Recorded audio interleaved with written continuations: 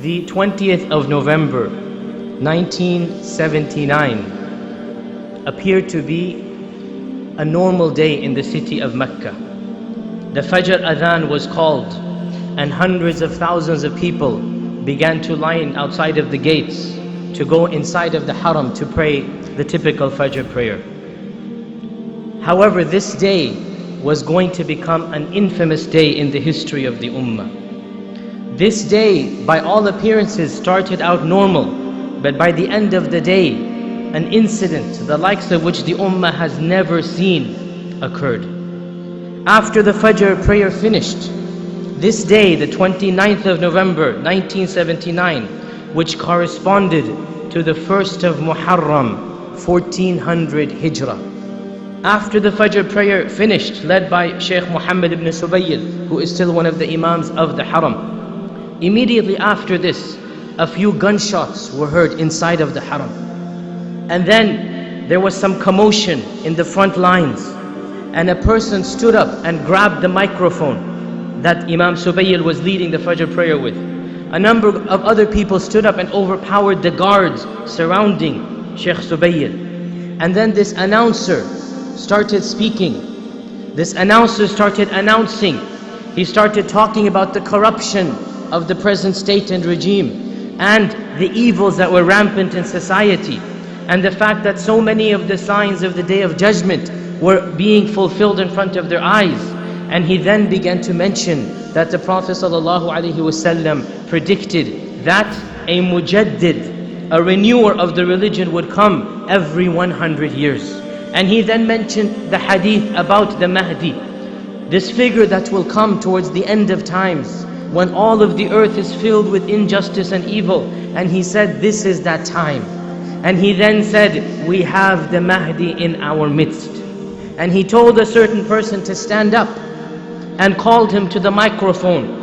And he said, O Muslims, this is your Mahdi. Give bay'ah to him.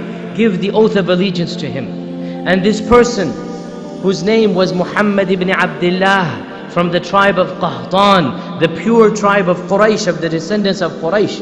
This person, Muhammad ibn Abdullah al-Qahtani, stood there, and the announcer, whose name was Juhayman ibn Sayf al-Utaybi, the announcer then demanded from all of the Muslims in the Haram that this is the Mahdi. He is standing between the Rukn and the Maqam, between the Hajr al-Aswad and the Maqam of Ibrahim. He's standing there. And he says this is exactly what the Prophet ﷺ said, that the Mahdi will stand between the Hajr al-Aswad and the station of Ibrahim. And he said this person, his name is Muhammad, just like the Mahdi's name will be. And his father's name is Abdullah, just like the Mahdi's father's name will be. And he shall be from the tribe of Quraysh, just like this person is from the tribe of Quraysh. And he mentioned all of these conditions. And he said, you must now give bay'ah to this man. The Muslims of the Haram, the average Muslims, most of you have been there. Many of them could not even understand what is happening. They didn't understand Arabic. Others were totally bewildered and confused. What is happening? Gunfire, gunshots. When they tried to leave in the chaos and pandemonium, they found that the doors of the Haram had been barricaded shut. And each of these doors was armed. Armed guards stood there, not of the Haram, of the army of Juhayman al-Utaybi. And lo and behold, for the next week and a half, for the next so many days, the Haram itself, the Kaaba, was held hostage. The Kaaba was held hostage, and nobody was allowed to enter or leave for some days, until finally Juhayman's group allowed the other Muslims to leave who did not want to remain there. They could not feed them and take care of them, so they allowed the other Muslims to go after 3-4 days. But they themselves, the army of Juhayman, the quantities have differed. Some ulama said, some historians said 200, others said up to 1,000. We don't know the exact quantity of the army that he had assembled, but they had taken the Haram hostage, and they did not allow any Muslim to come in. And for all of these days, tawaf around the house was stopped. The call for prayer was stopped. The jama'at was stopped. This has hardly ever occurred in the history of the Ummah. The last time this occurred was in this incident, 1979. And as the sun rose up and dawn broke into the early day, the Saudi police and the Saudi authorities were totally confused as to what to do. They didn't even understand firstly what is going on, what is happening. A total surprise. And when they sent policemen, when they sent some of the army to try to find out, Juhayman had stationed snipers on the minarets of the Haram. These tall, towering, minarat of the Haram. He had stationed marksmen, expert rifle, people who could shoot down anybody who's coming. So any policeman, any guard came and he was killed immediately. Blood was shed in the Haram. And so the authorities began to have meetings, negotiations. They didn't understand even what is happening. It took them a whole day to figure out this was a group who claimed to have the Mahdi in their midst. Sheikh Subayl himself, when all of this is happening and the announcements were taking place, immediately he understood this is a group of fanatic extremists. And while all of this is taking place, he lost himself in the crowd. He did not want to be held hostage for no reason. And he managed to escape wearing the clothes and the garment of a woman, wearing the hijab and the abaya of a woman. He managed to escape in the crowd. And he was one of the main sources of information to the authorities, describing to them what exactly was happening inside of the Haram. The Saudi authorities tried certain tactics, but the people in inside the Haram were adamant. They would not leave until the royal family abdicated, until they gave up the power, until all of these conditions were met. And of course, these conditions would never be met no matter what anybody does. So the authorities decided that they're going to storm the Kaaba itself. They're going to send the military, the army, in to fight these people. Therefore, after around 8 or 9 days, they sent in the elite military. They sent in paratroopers. They sent in army tanks. The tanks went up the same stairs of the Haram that we all have used. They went up these steps and they broke down the barricaded doors of the Haram. And hundreds of military men stormed inside the very structure that we know. It is the same structure. It wasn't rebuilt again. And a war ensued inside the Kaaba, inside the Haram itself, in the shade of the Kaaba. A war ensued. And what happened was that the followers of Juhayman al-Utaybi, they barricaded themselves in the basement of the Haram. Those of you who have gone recently, you know that there is a basement inside the ground floor. From the Kaaba, you walk up the steps. Immediately as you walk up the steps, you will find other steps going down. For many years, those basement doors were shut. Those of you who went throughout the 80s, those doors were shut. You saw them, but they were never opened. Early 90s shut. Only recently, when the memory died down, when all of that fear and whatnot was finally quelled, only recently the doors have been opened. What happened was the army of Juhayman, or the followers of Juhayman, they took shelter in these basements. And the advantage of this was that these basements, they only had one way in, which was those stairs. So any person tries to come, they can immediately shoot and kill him. So hundreds of people were barricaded inside this basement. And the authorities figured out that there was no lack of water firstly. Well, the water was available. Where was the water coming from? Zamzam. And then there was no lack of food because these people had carried in bags of dates. And they questioned, where did they get the guns from? They figured out that the guns had come in the Fajr prayer, the Fajr of the same day. They had brought in bodies, janazas, but there were no bodies inside those green sheets. They were full of semi-automatic weapons, rifles and guns. Instead of people and corpses, there were weapons meant to create corpses. This is what those people brought in.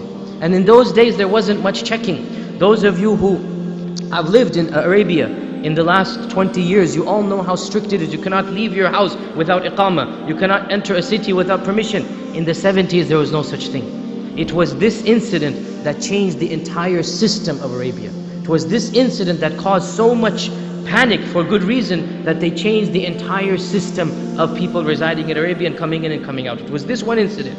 So at that time, they could just walk in carrying these buyers, the janazas. Once upon a time, nobody checked. Now, if you try walking in, you need to show a piece of paper from the government. This is really a dead body. There must be a doctor certified. This is a legal procedure. Back then, people did not think that any human being could do this any Muslim could do this in front of the Kaaba. So they walked in carrying all of these hundreds of guns.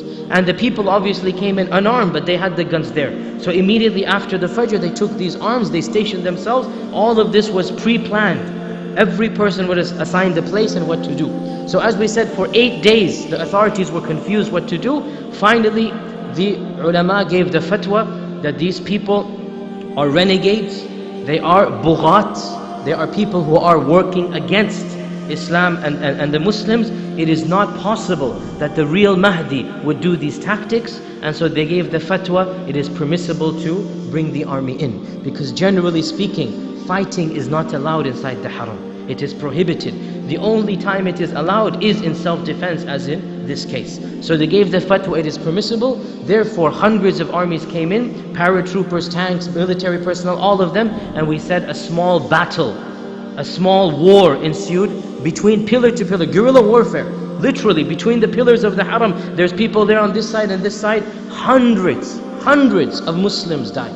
Hundreds of Muslims died. Many of them the followers of Juhayman, many of them of the Saudi police force. And in this battle, this supposed Mahdi himself, Muhammad ibn Abdullah, also was killed. He was killed as well. Juhayman was caught alive. Juhayman ibn Sayf al-Utaybi was caught alive, along with around 70 of his followers. The rest were all killed in the battle.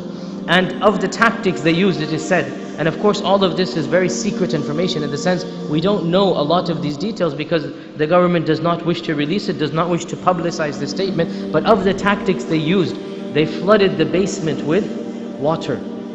They first tried burning tires, that didn't work. They threw in burning tires, that didn't work.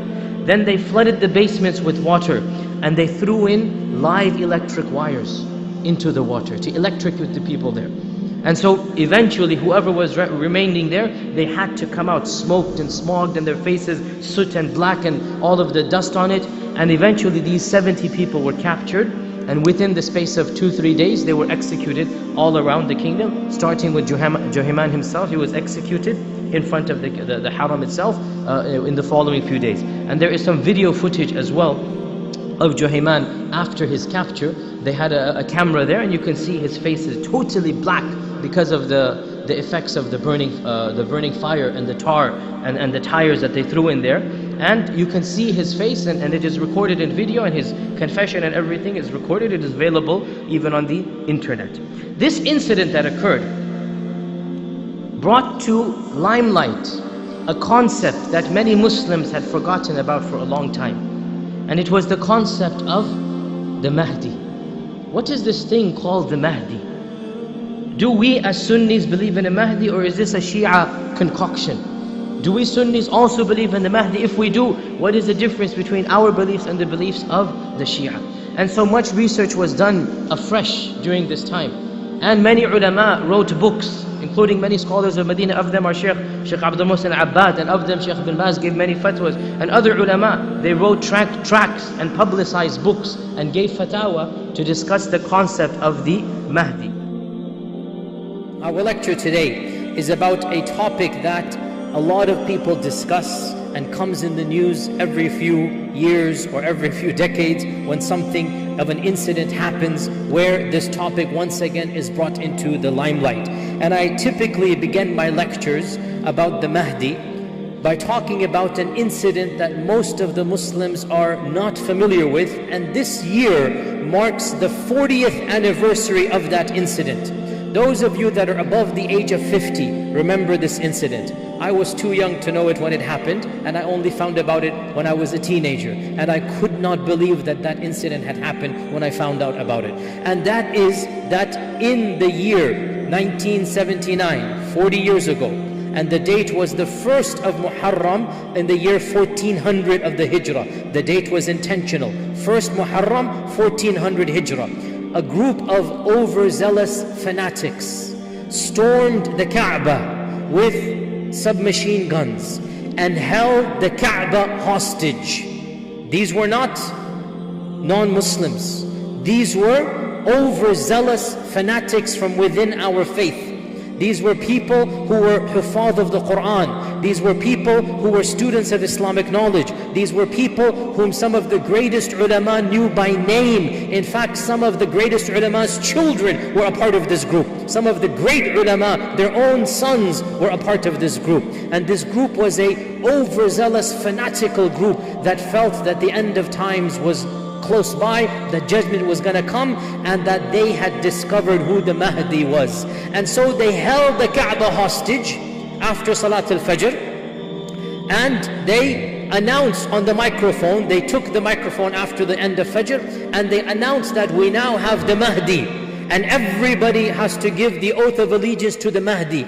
And they took forward a man by the name of Muhammad ibn Abdullah al-Qahtani, and they said, this is the Mahdi that has been predicted in the Sunnah of the Prophet sallallahu alaihi wasallam. And at the end of a gun, they forced the Hujjaj, the Indians, Pakistanis, Bengalis, Egyptians, have no clue what's going on. They forced them, you have to give the oath of allegiance. These are Hujjaj. It was the Hajj season. Many of the Hujjaj were still there. It was just a few weeks after Hajj, first of Muharram, right? 3 weeks after Hajj. Most of the Hujjaj were still there, and they didn't understand what's going on. All they know is guns and whatnot and point and shoot. So they were forced to give the oath of allegiance to this man, not understanding what is happening. And then they locked shut the doors of the Haram, and they barricaded with machine guns, and they took snipers to the very minarets that we know. This is the same structure that still exists. They took snipers to the minarets of the Haram.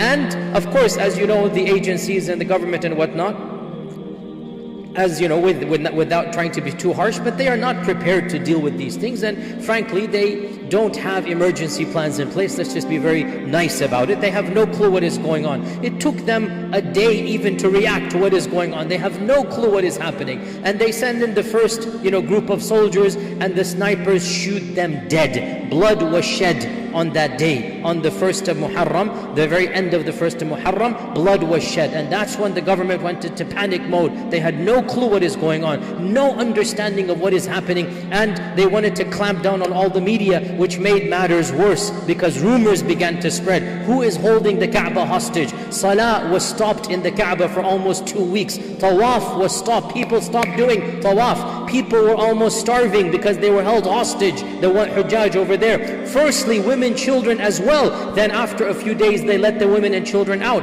But then many of the men were forced, and then eventually, bit by bit, they let the men go until only the core fanatics remained. Almost 2 weeks later, the Saudi military, with the help of French commandos, there were no Pakistanis involved, sorry to burst the bubble, but there were no Pakistanis involved, no Pakistani commandos, no, that didn't happen. These are grandmother's tales.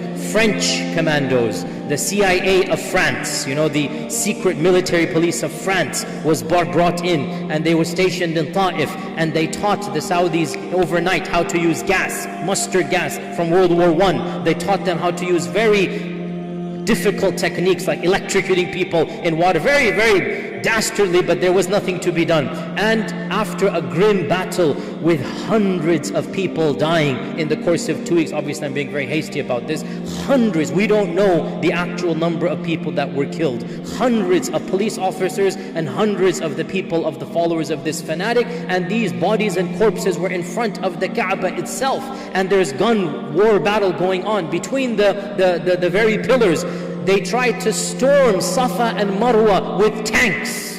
And so the staircase leading up to Safa was destroyed because the tanks tried to attempt to go in. But the guy that they called the Mahdi rushed in, and he threw a grenade into the tank. And the tank exploded, and they took this as a sign that Allah was on their side, that they destroyed the tank. This made them even more confident that the haqq is with us and Allah is on our side. And they kept on fighting to the very end, until finally, after a very bitter battle with the help of, as we said, the French commandos and the techniques that they devised, finally the last bastion of this group surrendered. Over 70 plus of them were caught alive, and every one of them, except for for 4 or 5 who were below the age of 15. They were executed by chopping off of their heads around the Kingdom of Saudi Arabia, and they were nationalities of all types, Saudis, Yemenis, Pakistanis. There was even one American amongst those fanatics who gave the oath of allegiance, and they thought that Allah subhanahu wa ta'ala was on their side, and they thought that they had the Mahdi. And as we will study right now inshaAllah ta'ala, the ahadith tell us that the Mahdi shall be somebody who will seek refuge in the Kaaba, and that the oath of allegiance will be given to him between the Rukn and the Maqam, between the Rukn Yamani and the Maqam Ibrahim. That very short spot that he will stand there and the oath will be given to him. So this group essentially wrote a Hollywood script based upon the ahadith. And they chose the actors based upon the script from the hadith. And they then enacted a scene as if it is a Hollywood movie coming from the ahadith. And they became the actors. And they said, okay, the hadith mentions he's gonna be called Muhammad, that name is Muhammad. The hadith mentions he's going to have a straight nose, this Muhammad has a straight nose. This is exactly what the hadith says. The hadith mentions that he will be given the bay'ah between the Rukn and Maqam. We're going to make sure the bay'ah comes between Rukn and Maqam. And the hadith mentions that an army will be sent to fight them in the Kaaba. They will seek refuge in the Kaaba. This is why they went to the Kaaba, by the way. They will seek refuge in the Kaaba.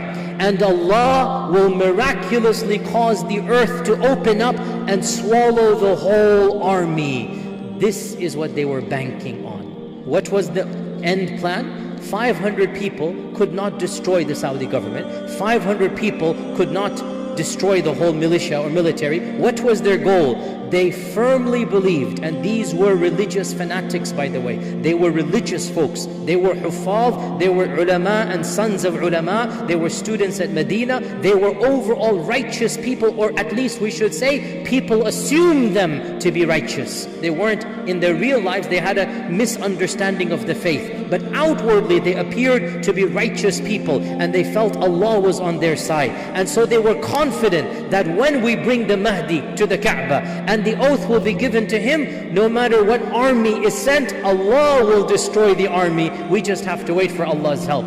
But no help came. And the Mahdi was killed in the battle, and his picture is still available of that Mahdi, the alleged Mahdi, the pseudo Mahdi. His picture is still available with a bullet head to his wound, and his whole followers were completely executed. And by the way, FYI, at that time there was a young Yemeni Saudi by the name of Osama bin Laden. And he said the events of Juhayman, the events of the Mahdi, were the first events that inspired me to look into religion. And you can see where the story goes from there. Bin Laden's claim to fame, Bin Laden's understanding of Islam, it was inspired from Juhayman, this person who did this. And he felt that this movement had been wronged by the Saudi government. He was more sympathetic to the movement, and people like myself are sympathetic to neither, to be honest, but still, he was more sympathetic to the movement than he was to the people who attacked it. And you see what happens when you go down this line, and your understanding of Islam becomes very different from reality. Nonetheless, this story, and by the way, there's an interesting footnote to this story. SubhanAllah, by the way, I don't know if ethnically I am Pakistani, so whenever I say anything about Pakistan, I am one of you. So it's nothing, don't think I like to talk about our peoples like this. Our people, mashallah, mashallah. What can I say? We are very enthusiastic about religion. We love to defend and maybe even over-defend when something happens. Rumors spread because of a translation error, that an American broadcast was the first to broadcast out that the Kaaba is being held hostage.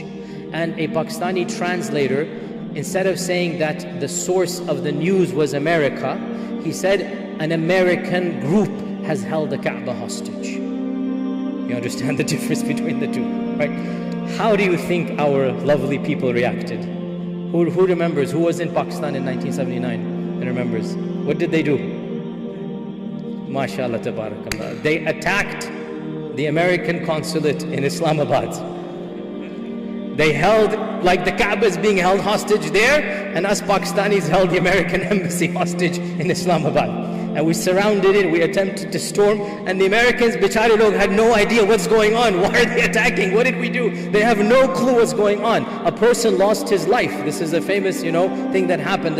Again, it was just a quick reaction. We stormed, they stormed the embassy, and people lost their lives, and the Americans were clueless. We didn't do anything. This time we didn't do anything, they said. Okay. So anyway, so this is one of the stories there and a lot of things around the world happened. Iran also jumped on in propaganda. Again, these types of things, groups love to jump and read in their own propaganda, and it's sad. We are not, in our religion, we are told to never act hastily. We are told to act with long term, not short term. We don't react emotionally. We think long term. In any case, so this introduction leads us to the concept of the Mahdi.